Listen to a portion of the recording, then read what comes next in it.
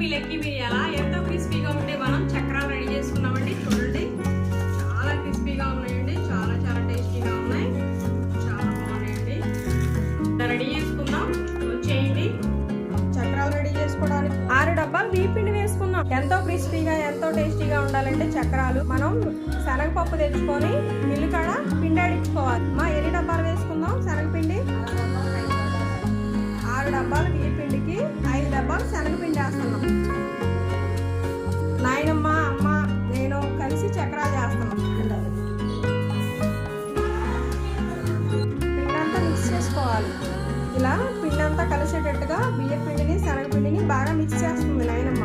వాము తీసుకుందండి, వాము కూడా శుభ్రంగా చేసింది. వాము వేస్తుంది తగిన. వాముని బాగా అలా నలిపి వేస్తే టేస్ట్ చాలా బాగుంటాయి చక్రాలు.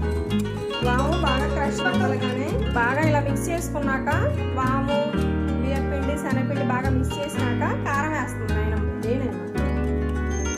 అమ్మ నాయనమ్మ ఎంత కలుపుతున్నారండి, కొంచెం ఎక్కువ పిండి కదా, మన స్పైసీకి తగ్గట్టు వేసుకోవాలి. కారం వేసినాక కూడా బాగా మిక్స్ చేసుకోవాలి. కళ్ళుప్పు తీసుకొని వాటర్లో వేసింది ముందరగానే నాయనమ్మ, కరిగింది వాటర్లో. ఈ వాటర్ వేసుకొని కలుపుకుందాం. శనగపిండి బియ్యం పిండి వాము వేసి బాగా మిక్స్ చేశారండి, కారం వేసి. ఇప్పుడు ఉప్పు వాటర్ వేసుకొని కలుపుకోవాలి. కలుపమ్మా. తగినన్ని వాటర్ వేసుకొని పిండి అంతా ఇలా కలుపుకోవాలండి. అండి నేను మీ లెక్కి మిరియాల మనం పిండి కలుపుకున్నామండి. నాయనమ్మ నేను చక్రాలు చేస్తున్నామండి. నాయనమ్మ చక్రాలు బాగా చేసింది పిండి వంటలో. పండగ కూడుకొచ్చాను కదా, చక్రాల గింజలకి కొంచెం తడి చేస్తుంది. తడి చేసేసి సరిపోయినంత పిండి తీసుకోవాలి.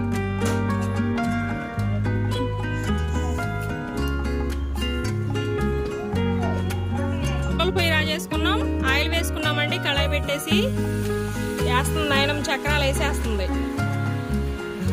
అలా మనకు కావాల్సిన సైజులో ఒత్తుకోవాలి చక్రాలు.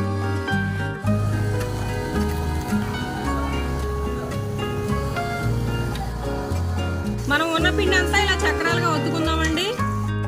ఎంతో క్రిస్పీగా ఉండి చక్రాలు మనకి రెడీ అయినాయండి. నేను చెప్పిన కొలతలతో చేసుకోండి. ఈ ప్రాసెస్ కనుక చేసుకుంటే చాలా బాగా కుదురుతాయండి.